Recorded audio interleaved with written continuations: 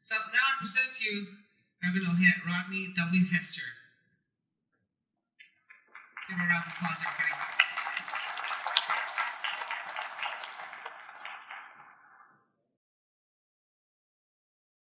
Are we playing the video of Billy?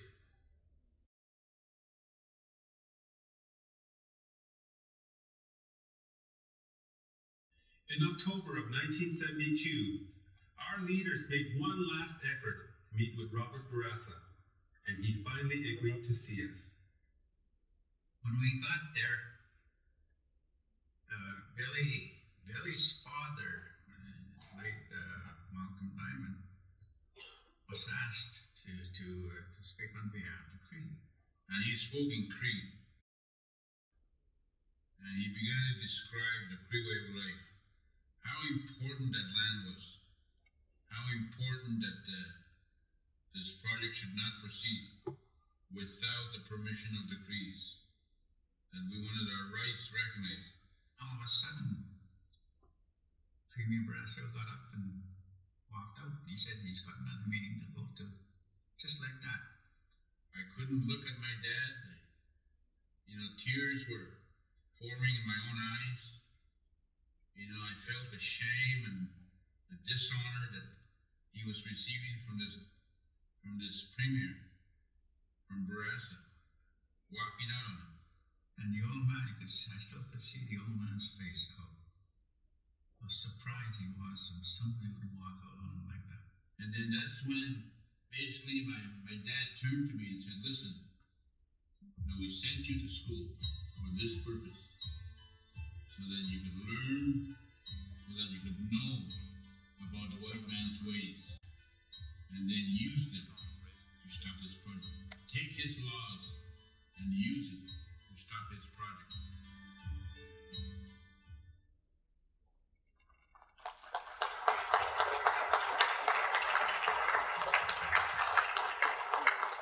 He still finds a way to get into our conferences. Almost every conference, he's always here. He makes his presence known. On that note, Leanne and I, we're going to work together here to deliver you some interesting regional statistics that really paint a picture that I think it's important that everyone is aware of. And it's where we've come from, but also where we are headed. This is where Billy is saying in the video to learn the ways of the white man, learn the ways so that we can use that knowledge to protect that which is Cree, Abiuishchi. Know his ways, learn his ways, and the tools so that we can use them to our advantage. We see our time passing over the years and the evolution of our communities. And now we see the demographic profile of our nation on a regional level. The ages of 0 to 14 represent over 5,000 or 34% of our population. The ages between 15 to 44, the youth, really represent close to 50%. 50% of our population. And then those ages beyond that to 64, 17%. Here we see the growth of our population over the span that began even in 1975. These numbers, others might have varying numbers, but nevertheless, these are very good numbers to go by in terms of our population growth. In 1975, at the signing of the James Bay Agreement, our population stood at 8,000 people, is what the studies show. Some say 6, some say 5, some say 7, but nevertheless, it's much lower than it is today.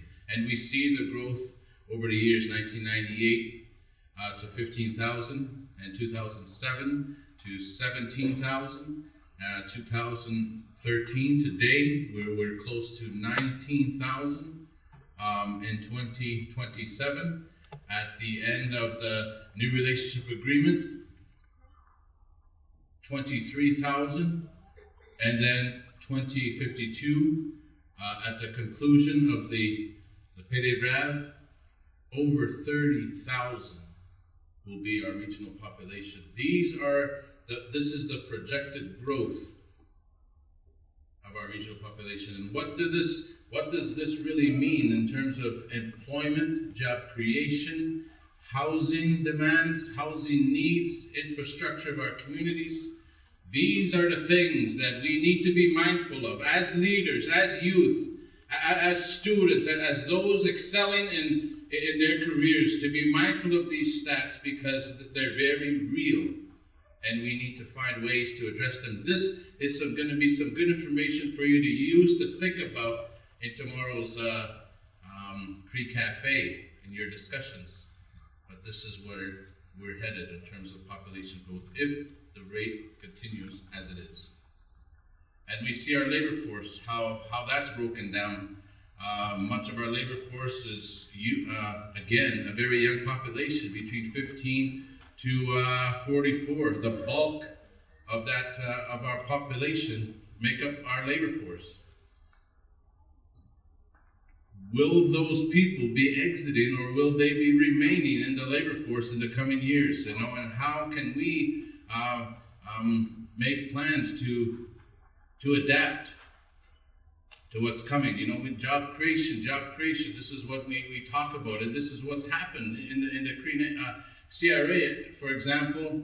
Not too long ago was the number, I believe it was less than 100, but today we're over 300 in terms of our employees within the CRA alone. Then you see the major fields of study. Again, these graphs, these charts are in that memory stick that Ted reminds us about, that all the agreements are in there. This too is in your information. And then the educational achievements in terms of what our students are, where they're studying. And you see less than grade 9, that being the one that comes out the furthest at just over 30%, 32%, less than grade 9. And then, you just, this chart here, you can interpret that. Think about it, interpret it the way you will. It tells a tale. It tells a story. It paints a picture, and it's important to know these stats. I think this is yours, right? This is mine. Okay. All right.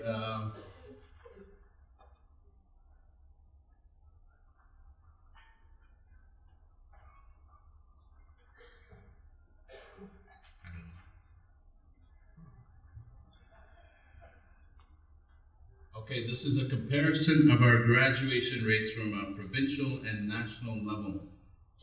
Quebec at 10%, Canada at 11%.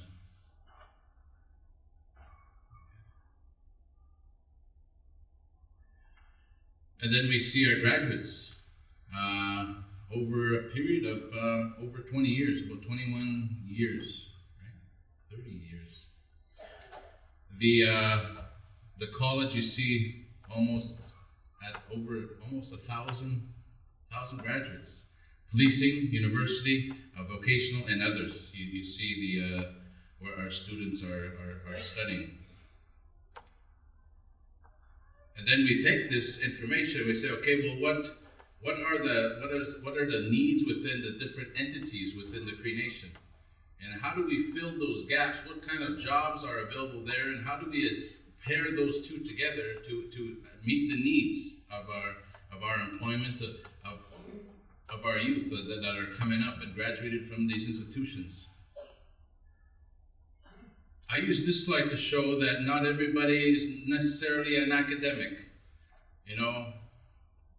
There are those of us that also have an inclination to vocational studies or other fields of study other than academic. And here we see adult education, young people going back to school to finish their degree, even though maybe first round through there was an interruption that they didn't continue, but nevertheless they went back, and we're seeing also in this graph that the women outnumber the men 2-1.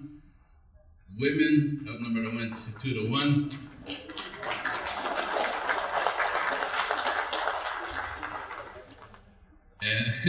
And that's pretty interesting. Okay, so this is interesting too, because like at the post-secondary level, again, I'll say this: no other nation, no other First Nation, I would say probably in Canada and maybe even around the globe, can claim these kind of benefits in terms of coverage, in terms of support for post-secondary studies. If any given Cree beneficiary student were to receive everything that they were entitled to from our post-secondary program, this is the list. And that's all broken down in the pie chart. And I'm going to show you another slide that's quite interesting here. If you continue on to university, and if you were to tap into everything that you were able to benefit from, you see that at the end of a 3-year college program, the investment in your education will be over $120,000 if you were to tap into everything that the school board post-secondary provides. For your university, if you were to tap into everything again, over $160,000. So this, you see an investment of $280,000, over $250,000 invested in your education. And if you were a non-Cree from another First Nation, you might see the numbers that are shown in red of how much they might be entitled to receive. Less than half, maybe, or half, if that, of the James Bay Northern Quebec Agreement beneficiaries. This is the benefits that we're able to receive from the institution that came from the James Bay Agreement. And if you're non-Cree, you might be lucky to get a bursary or something, and you see that number highlighted in blue. At the end of the day, the debt is this. For if the non-native were to get what the Cree received, their debt would be in blue. You see the numbers. If the non-Cree again, but First Nation, were to receive what the Crees receive, the debt they would owe at the end of their education of only 7 years beyond high school would be what you see highlighted in red. At the end of the day, for the Crees of Uishi, beneficiaries to the James Bay Northern Quebec Agreement, the debt is what you see highlighted in green. So this paints a very clear picture of how good and how fortunate that we have it. At this time, I'm going to pass it over to my colleague, Leanne.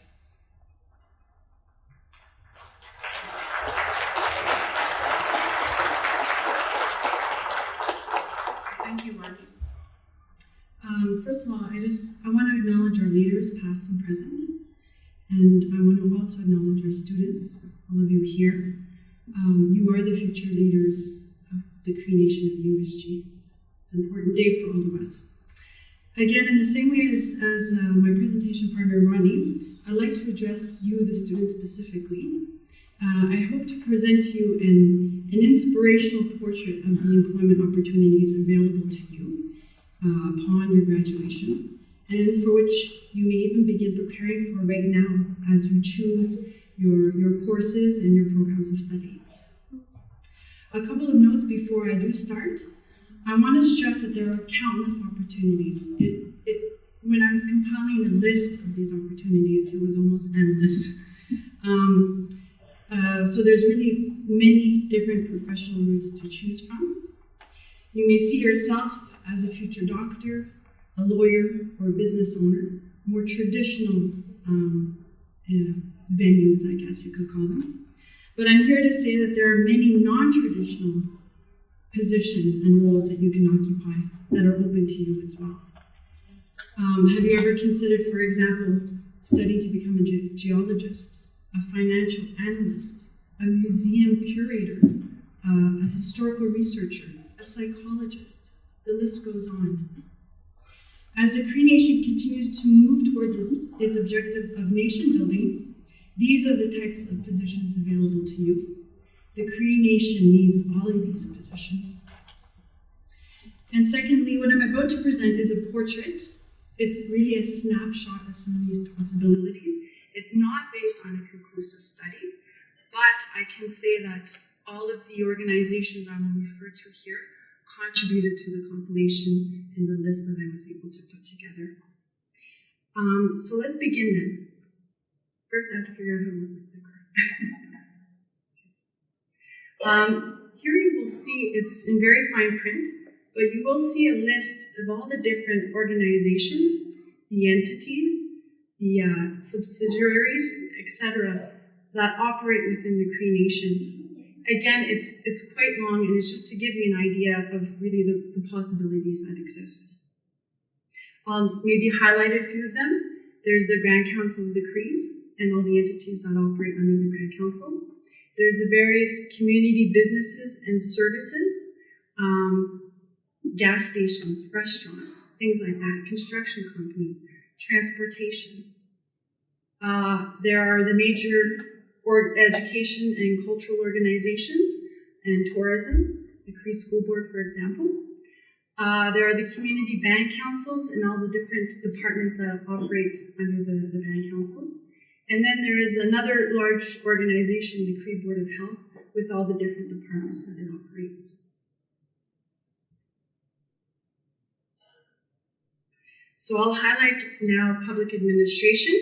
This either refers to the Grand Council, but you can also think of the community level operations.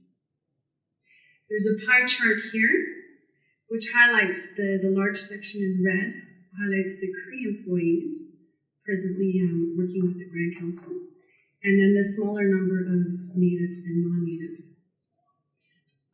I just wanted to highlight, the reason this slide is in the presentation, it's not just a comparison between the number of Crees and non-Crees employed by the Grand Council, but it shows how when the human resources cannot be found internally within the Cree Nation, then organizations such as the Grand Council and any others operating in Inuishi have to outsource. They have to look elsewhere for qualified professionals.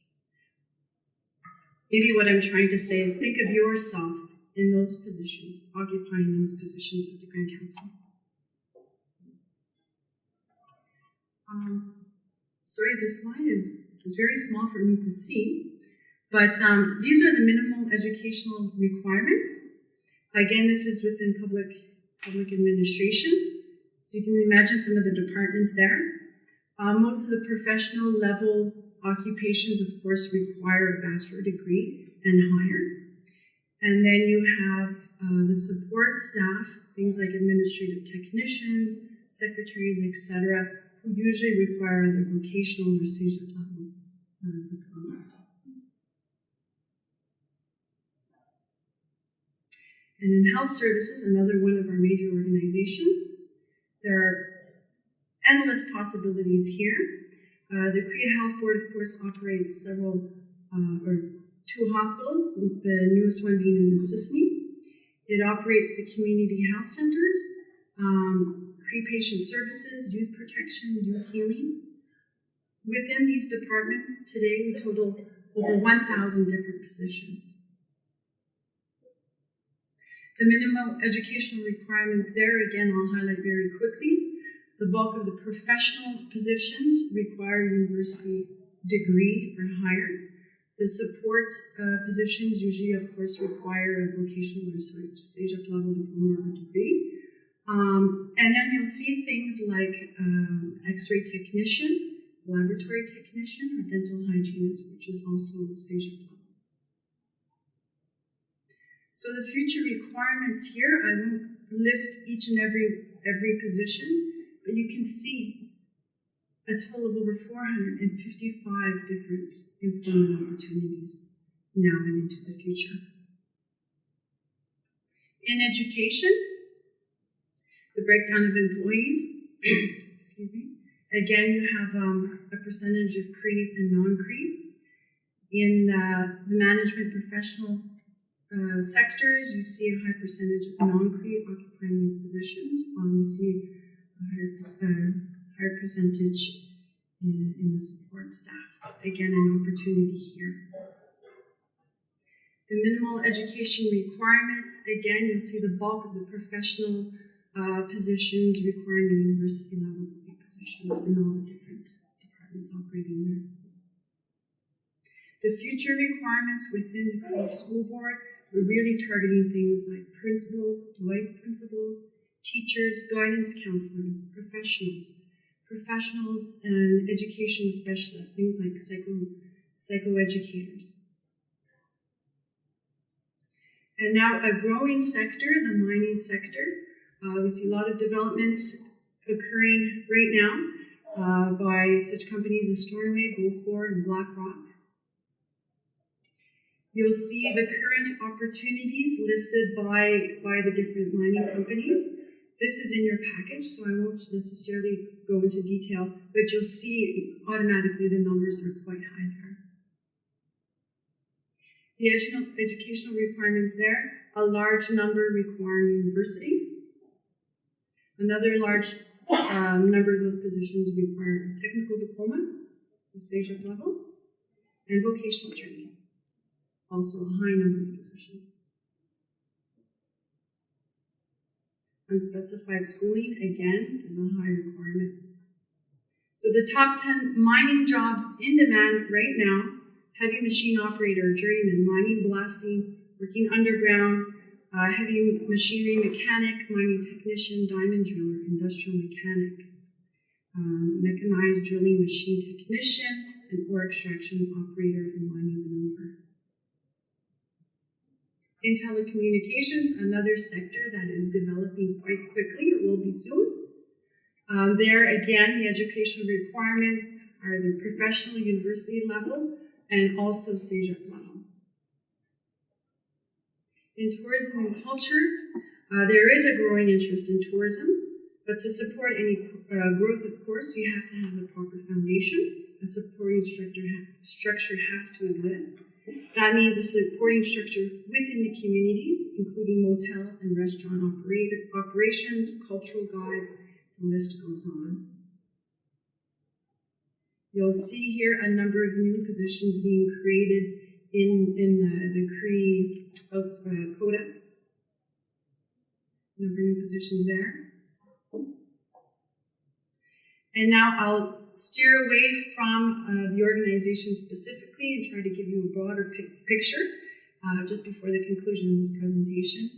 You'll see really that in all sectors there is a demand, whether it be short-term or long-term. So looking long-term as we continue building the Cree Nation. So these are in the primary sector, which includes forestry and hydroelectricity, a demand there. In mining, of course. In retail, in transportation, communications, public administration, health, education, and social services, all demands there. As well in services, including environment, conservation, and tourism and culture. So in conclusion, I'd like to conclude in relaying the message that you don't have to be confined to just traditional roles or traditional education paths. We saw in some of the statistics there that Rodney presented, there are certain major fields of study that people seem to automatically register to. You can dream big. Perhaps even most importantly, you can create your own opportunity. You're not confined. So I'll hand it over now to our moderator for the question. Thank you, Nia. Thank you very much.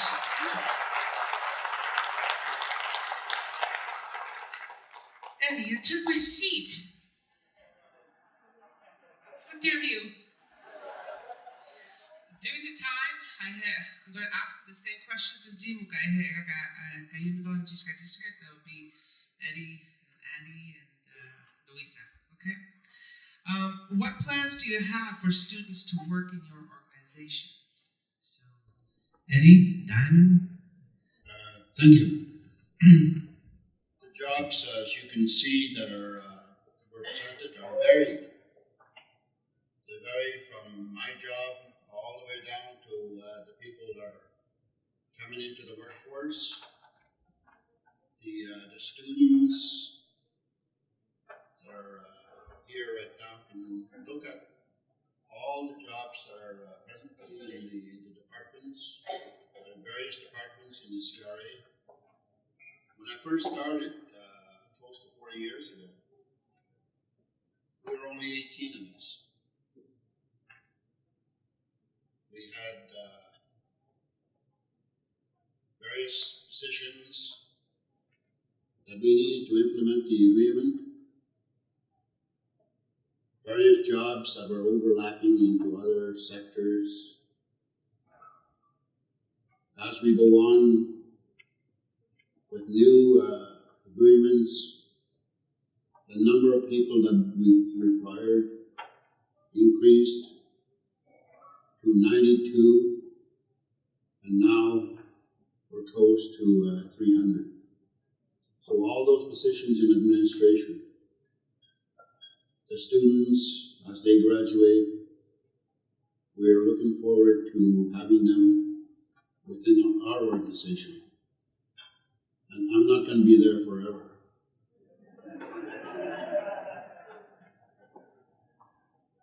And our directors, our departments are constantly looking for people that are graduates. And you can see we need a professional workforce in the future. And a professional workforce means for the Cree Nation success in what we're going to do. We remember our history. We remember that we are together, and we will succeed together. Yes.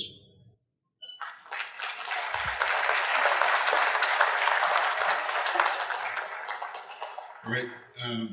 Well, I don't have an organization. I'm actually quite disorganized.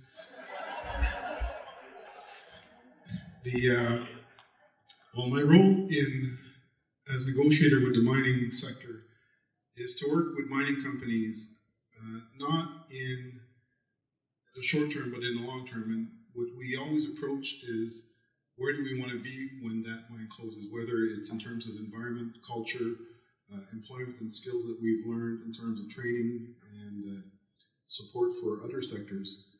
So one of the things I've been working on and off with mining companies for close to 20 years now, I think. And what I'd like to see is having Cree engineers, Cree geologists, and that, because right now, very often, we have Cree negotiators, but we need people to take over the opportunities that are there. Because only when we really occupy those positions will we really be the ones deciding for the future of the territory. We can negotiate all the agreements, but until the mine manager thinks like a Cree, because he is a Cree, then the development of the territory will reflect that. And that's what we always try to approach.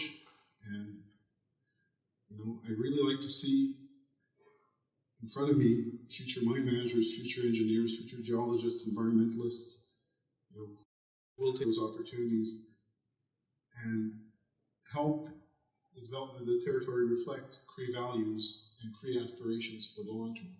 Okay?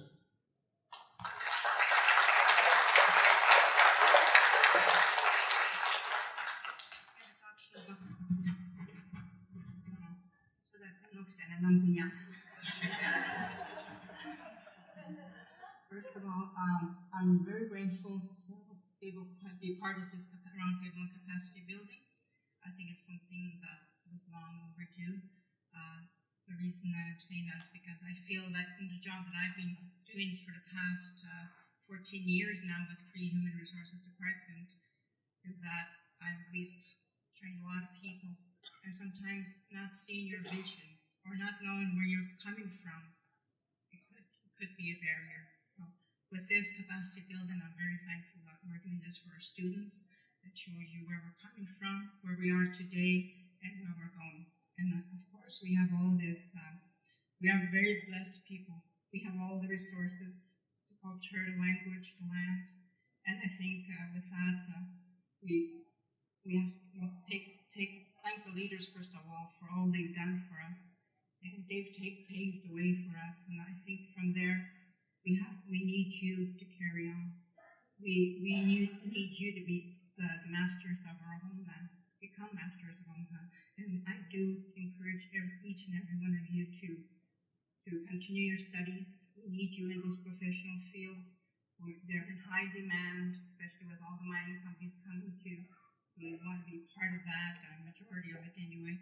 And I'm just so grateful again to see everyone here, and I thank for everyone that's been part of this and who shared their testimony and how we need you to be part of what we're doing here and make our job a lot easier. Thank you. God bless you.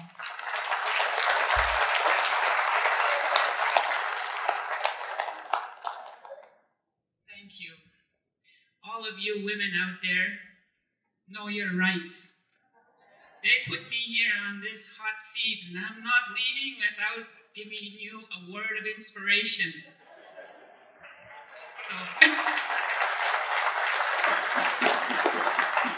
So here I go. I inspire you to aim high as you can go, because the sky is the limit, and we need you. I also want to tell you from the figures that you have seen, just to inspire you, that we do have one Cree doctor in the audience, and we still have 27 more to go. That's Dr. Darling Kitty that's sitting over there. Would you please stand up, Darling?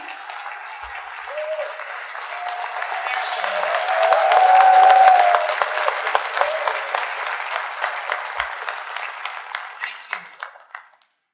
And also, I want to say that we have, of course, our Grand Chief, Dr. Matthew Kunkam, who was once a national chief.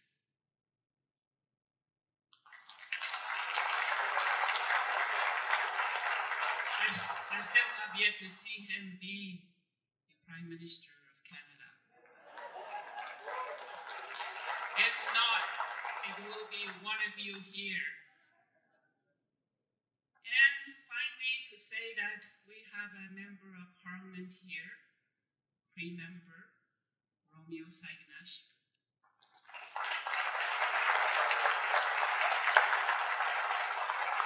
So what's left for us to do? Premier of Quebec.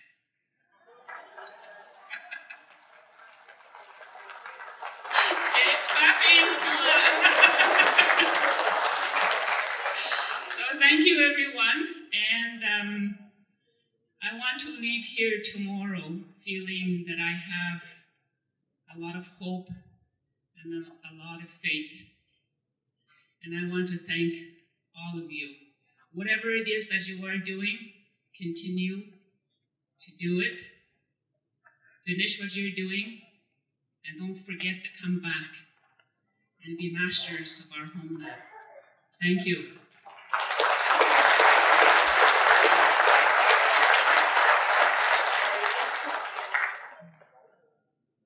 Sorry, Joshua, we're taking over.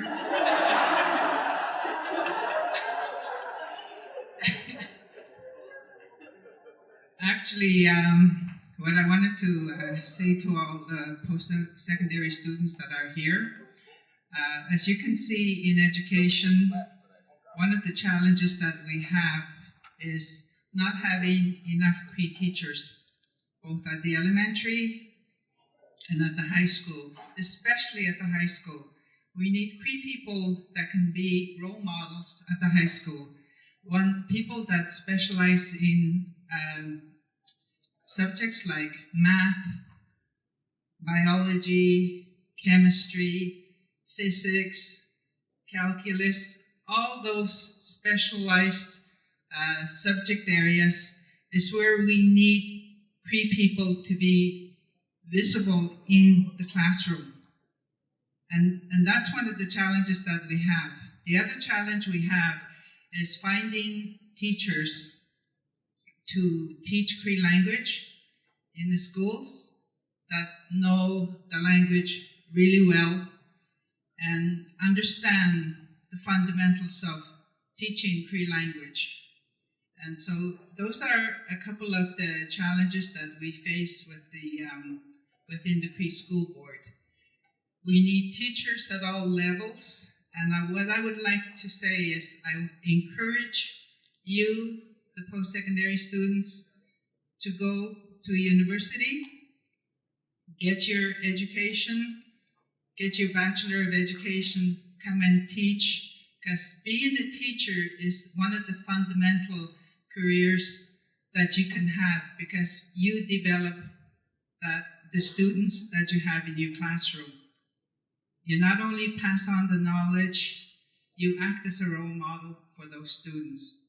And so I encourage as many of you, please take that opportunity to take education and think about education as a career opportunity.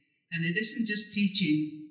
We need counselors and different levels of professionals within the education system that we really need people.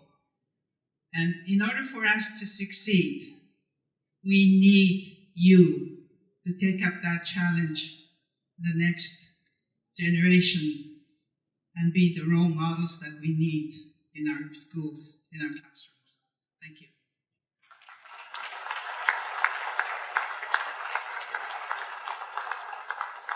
I want to echo what some of the previous panelists talked about.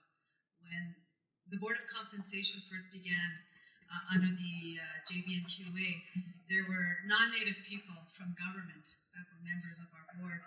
And I'm very proud to say that today we are a full Cree board.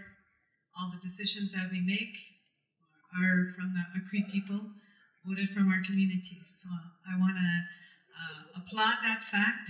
And when I go elsewhere to talk about us as a Cree nation, I always talk about that fact, how proud we are of that fact, that we now can make decisions for ourselves. So I want to also acknowledge the many previous chairs of the Board of Compensation and presidents of CRECO.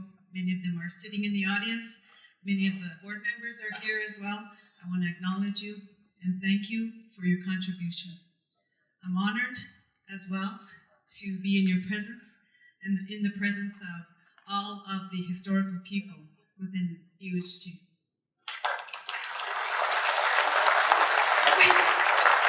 One more thing. The Board of Compensation CRECO is also looking at expanding and providing more bursaries, opportunities to do internships within our subsidiaries, and also opportunities for mentorship. So please come and speak to me or any of the Board of Compensation board members if you have any questions about those opportunities that will become available. And I want to thank each and every one of you for your attention, and I pass it on to my colleague. I just want to stress the importance to Gistais School Agreement and Six with the Cree Human Resources Department. We challenge another It's very important with the community gathers and that will match you with an employer. We work very closely with your employers. All the best.